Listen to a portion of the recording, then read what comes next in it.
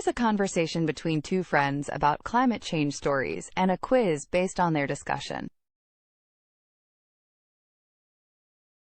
I have to admit something, Vanessa. When those big climate reports come out every year, the ones that tell us exactly where we stand with climate change and what is coming, I often do not click on the headlines.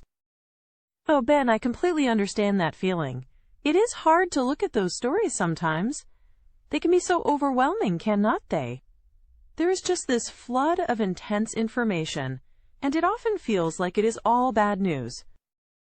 Exactly, and it is not that I do not respect the science or the hard work that goes into them. I really do. But there is a part of me that just thinks, well, we are screwed, or tell me something I do not already know. It is this mix of fear and a sense of helplessness, I guess.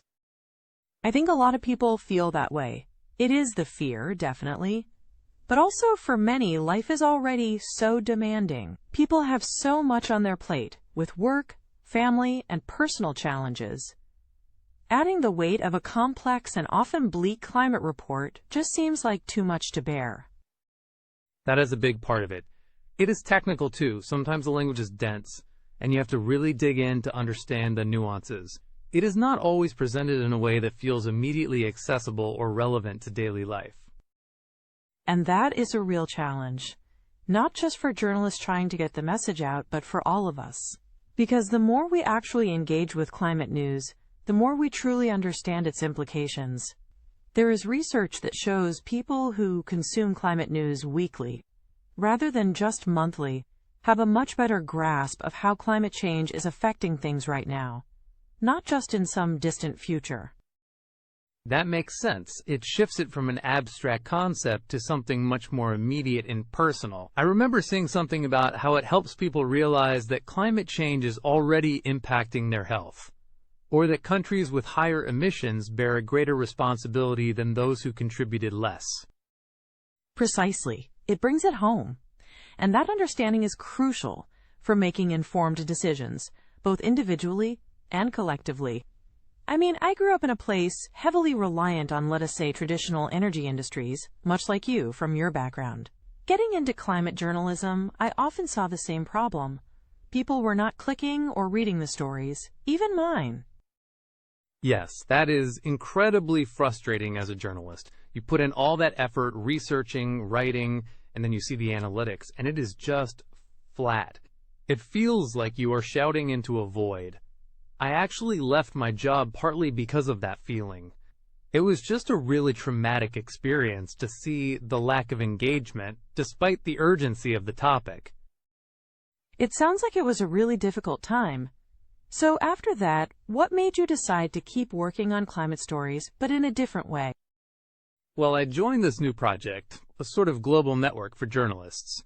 The core idea behind it was that climate is not just a specific beat or an angle you tack onto a story. Instead, it is a lens through which you can view everything. It cuts across economics, finance, sports, culture, pretty much every aspect of life. And that is how we, as journalists, should be covering it. That is a really interesting way to frame it. So instead of having a dedicated climate desk, you integrate climate perspectives into all areas of reporting? Exactly. Every few months, we bring together 100 journalists from dozens of countries, from various positions in newsrooms, editors, people covering finance, even sports and culture reporters. The goal is to get everyone to question their assumptions about climate and see how it connects to their specific areas. We examine climate from scientific, financial, and cultural angles. That must lead to some really fresh perspectives. It is a brilliant approach. I imagine it helps break down the silo mentality that can sometimes happen in newsrooms. It absolutely does. And after a few years of doing this, we have identified some strategies that seem to resonate. One of the first places we like to start, and it is something anyone can apply, is what we call Find Your Mango. Find your mango? That sounds intriguing. What does that mean? It came from a discussion with an editor from Egypt. She was wondering why the mangoes in her country were not as good that year. The taste was off. And of course the answer was climate change. So we started asking everyone in the group, what is the mango in your country? What is that specific thing that connects you directly to climate change? I love that.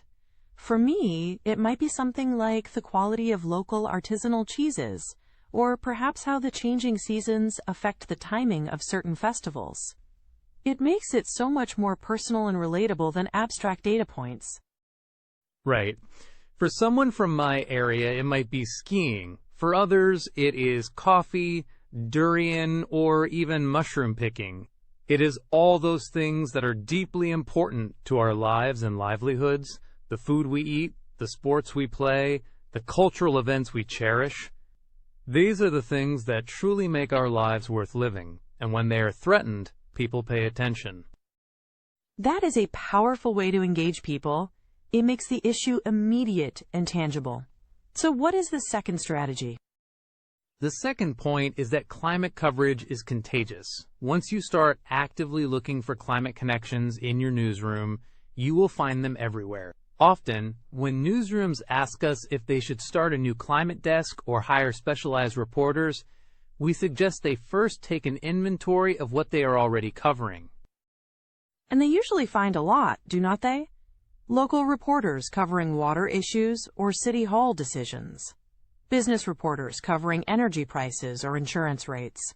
All of those stories have climate change threads running through them, even if they are not explicitly labeled as such. Precisely. Sports reporters, for example, might cover when it is too hot to hold a kid's baseball game. All these are climate stories. Many journalists are already doing this work, often without realizing the broader connection. Some news organizations are even developing style guides to help journalists connect extreme weather events to climate change in a consistent and scientifically sound way. It is about adding that little bit of context, a line or a paragraph, to help readers connect the dots. That is such a smart move. It transforms what might seem like isolated incidents into part of a larger ongoing narrative. It gives the audience that crucial context. And I imagine the third strategy builds on this idea of recognizing patterns. It does. The third thing we suggest is to be proactive. In the past, climate coverage often felt reactive. Science reporters would cover the big reports, and then whenever there was a climate disaster, like a flood or a wildfire, everyone would react, covering the immediate aftermath. But the connection was not always consistently made, and it often felt like a scramble. But we know these events are coming, do not we? We know wildfires are likely in certain regions every summer. We know extreme heat waves are becoming an annual occurrence in many parts of the world. Exactly. If we know these things are coming, we have no excuse not to prepare, not just in the long term, but for next month or next season. We compare it to covering something like the Olympics or an election. You plan months in advance, you anticipate potential issues, you prepare your resources. That is a great analogy. I remember during the elections earlier this year, extreme heat was a huge factor, not just for voters, but for the journalists covering it, many of whom were getting heat stroke. And looking ahead to major sporting events in cities that are likely to see 40-degree temperatures in summer, that demands proactive planning. What does that mean for the athletes, for the spectators? These are crucial questions. And when I talk about being proactive and making connections, I often think of a couple of specific stories. One is called The Great Electrician Shortage, from a major publication. It is about how the energy transition means we need to electrify everything, which in turn means we need a massive number of electricians. So it is a story about climate change and the energy transition, but framed through the lens of job choices, the labor market, and career paths for young people. That sounds incredibly practical and relevant to many different audiences. Absolutely. It makes climate change something you can build a career around, something that directly impacts what you study at university. Another example I love is a series called Climate Heroes from an Irish public broadcaster. They are short, social-first videos about people doing positive things in their communities. Like what kind of things?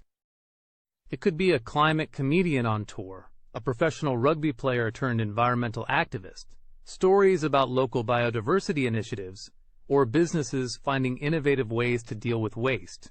They are very easy to consume, and they leave you feeling good, like there is agency and action happening.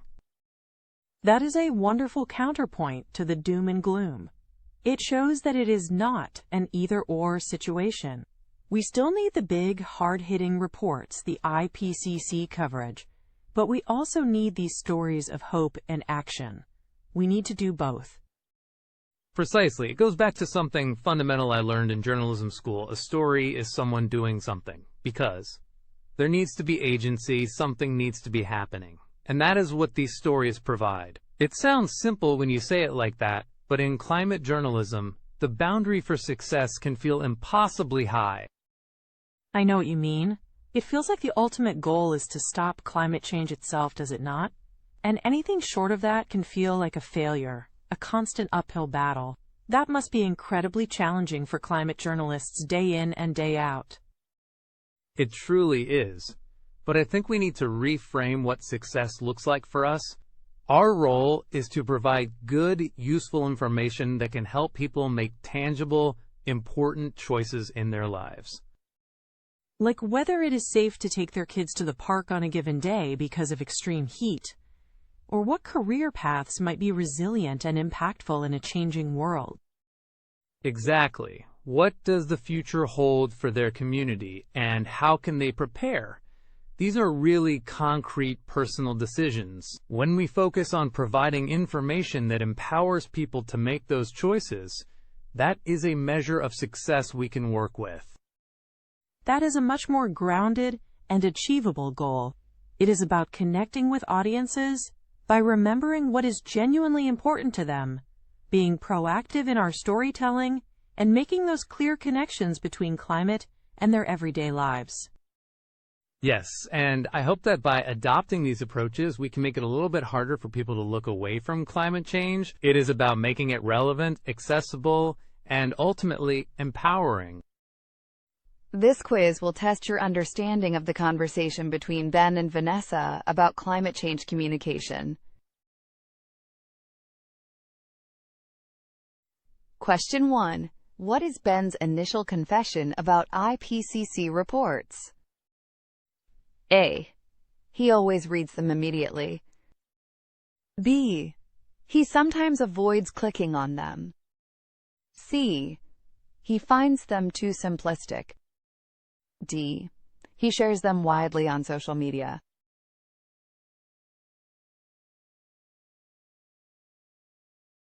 The correct answer for question 1 is B. He sometimes avoids clicking on them.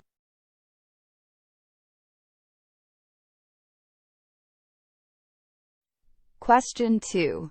What is one reason Vanessa suggests people avoid climate reports? A. They are too short. B. They are often overwhelming and bleak. C. They are not visually appealing. D. They only cover positive news.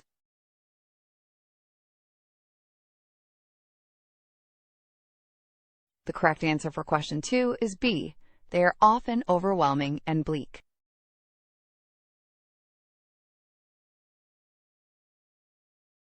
Question 3. What does Ben find challenging about climate reports besides their content? A. Their excessive use of humor. B. Their technical and dense language. C. Their lack of scientific backing. D. Their inconsistent release schedule.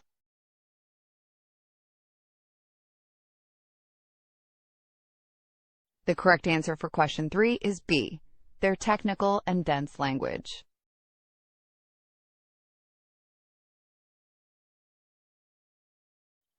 Question 4. According to research mentioned by Vanessa, how does weekly climate news consumption impact people? A. It makes them more pessimistic. B. It gives them a better grasp of immediate climate impacts. C. It causes them to ignore local news. D. It has no significant effect on their knowledge.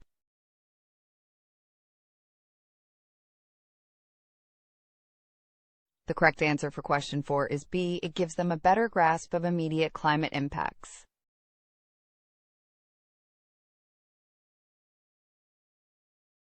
Question 5. What specific impact of climate change do more informed people realize, according to Ben? A. Its effect on distant galaxies. B.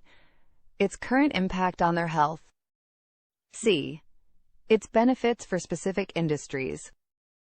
D. Its historical significance only.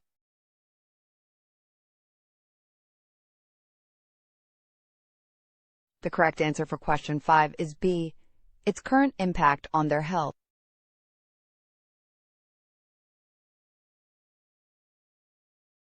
Question 6. What was Ben's experience in his early climate journalism career? A. His stories received massive engagement. B. He struggled with low readership and engagement. C. He focused exclusively on positive stories. D. He covered only international politics.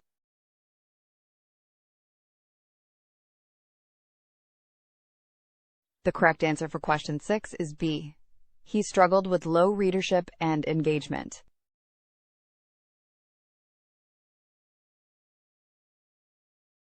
Question 7. Why did Ben partly leave his previous journalism job? A. He was offered a higher-paying position. B. The traumatic feeling of low engagement with his climate stories. C. He wanted to pursue a different career entirely. He disagreed with his editor's political views.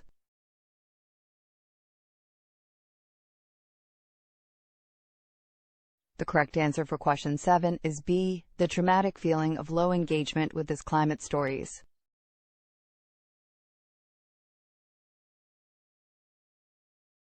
Question 8. What is the core idea of the new project Ben joined for journalists? A. Climate is a specific beat for specialized reporters. B. Climate is a lens through which to view everything. C. Climate should be covered only in scientific journals. D. Climate stories should always be sensational.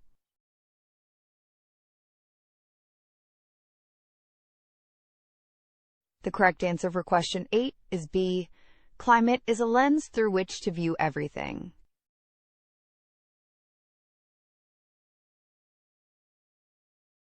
Question 9. What types of journalists participate in the network Ben describes? A. Only climate science experts. B.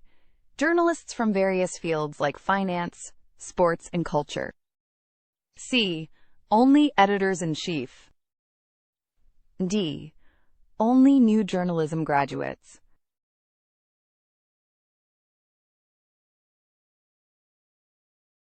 The correct answer for question 9 is B. Journalists from various fields like finance, sports, and culture.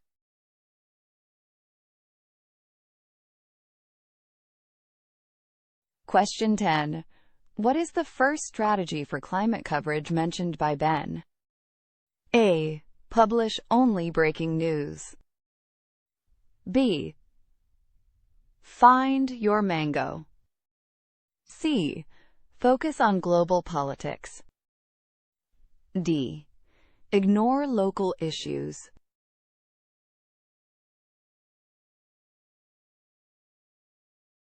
The correct answer for question 10 is B. Find your mango.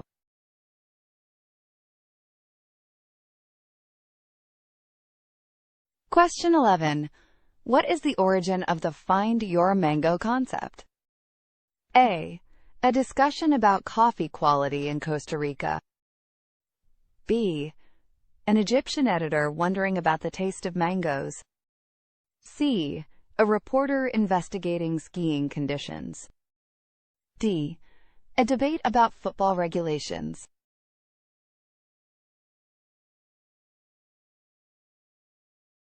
The correct answer for question 11 is B. An Egyptian editor wondering about the taste of mangoes.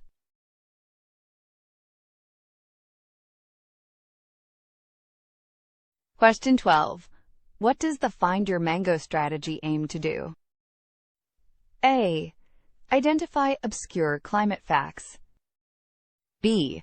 Connect climate change to personal and culturally significant things. C. Promote specific agricultural products. D. Encourage exotic travel.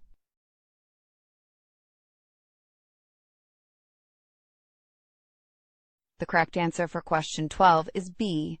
Connect climate change to personal and culturally significant things.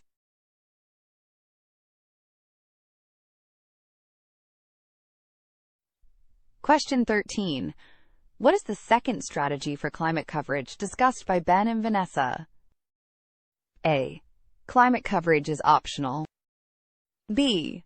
Climate coverage is contagious. C. Climate coverage is exclusive to specialists. D. Climate coverage should be simplified for children.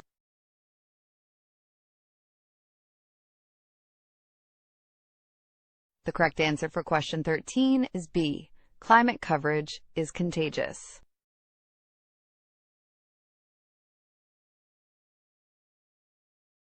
Question 14. What do Ben and Vanessa suggest newsrooms do before hiring new climate reporters? A. Completely restructure their staff. B. Take an inventory of existing climate-related coverage. C.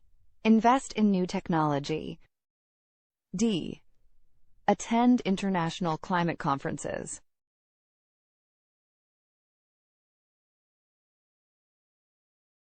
The correct answer for question 14 is B.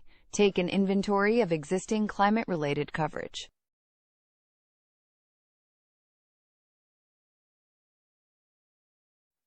Question 15. Which types of reporters are already covering climate-related issues, according to the conversation? A. Only science reporters. B. Local, business, and sports reporters. C. Only international correspondents. D. Only celebrity news reporters.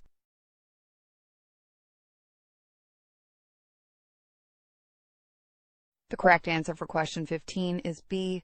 Local, business, and sports reporters.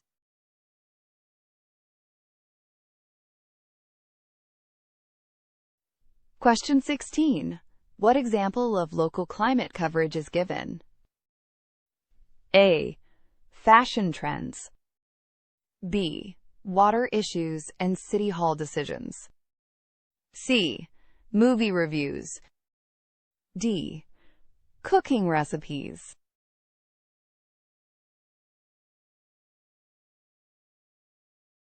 The correct answer for question 16 is B. Water issues and city hall decisions.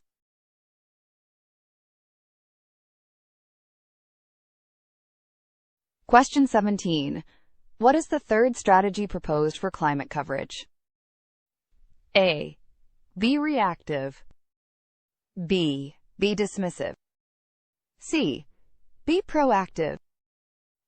D. Be secretive.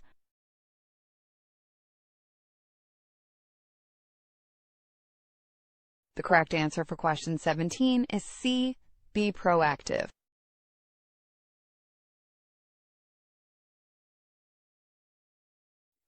Question 18. How is preparing for climate events compared to other major events?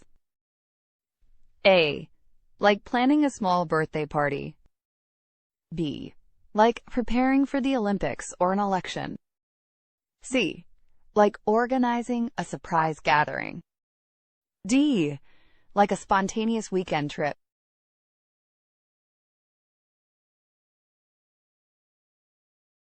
The correct answer for question 18 is B. Like preparing for the Olympics or an election.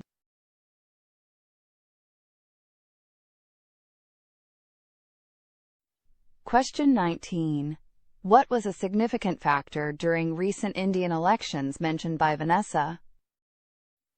A. Unexpected snowfall. B. Extreme heat affecting voters and journalists. C. The widespread adoption of new voting technology. D. The complete absence of any weather issues.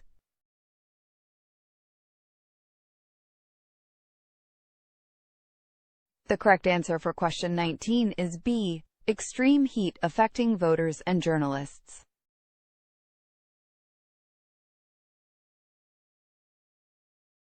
Question 20. What is the great electrician shortage story about? A. A lack of engineers in the fossil fuel industry. B. The need for many electricians in the energy transition. C. A problem with local power outages. D. The decline of manufacturing jobs.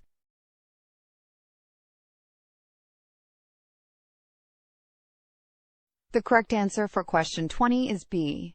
The need for many electricians in the energy transition.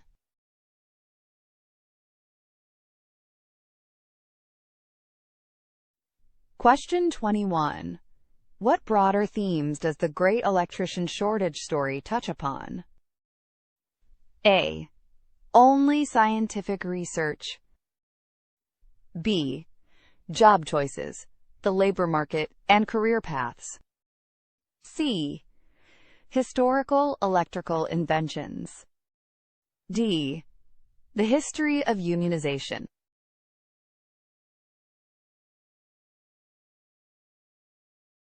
The correct answer for question 21 is B. Job choices, the labor market, and career paths.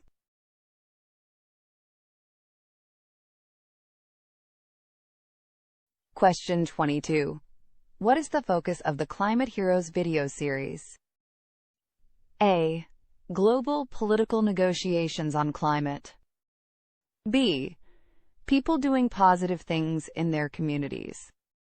C. Detailed scientific explanations of climate models. D. The challenges faced by large corporations.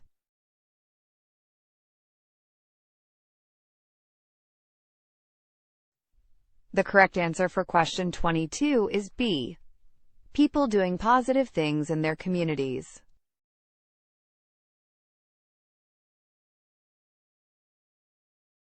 Question 23. What fundamental journalism principle does Ben recall in relation to engaging climate stories? A. A story is purely factual reporting. B. A story is someone doing something because. C. A story must always be dramatic. D. A story relies on expert interviews only.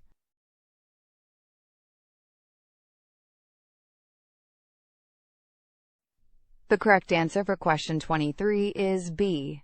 A story is someone doing something because.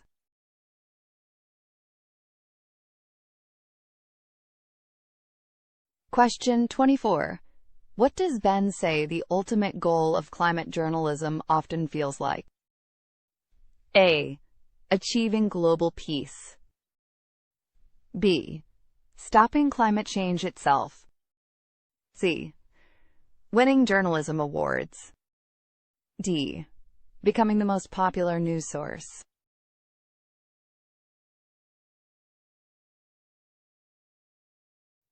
The correct answer for question 24 is B. Stopping climate change itself.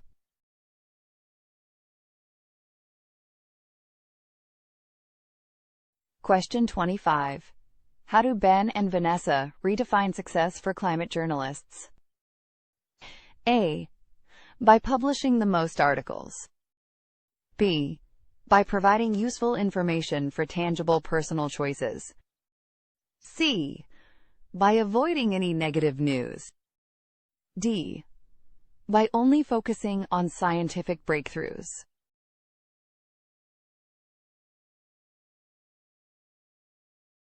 The correct answer for question 25 is B. By providing useful information for tangible personal choices.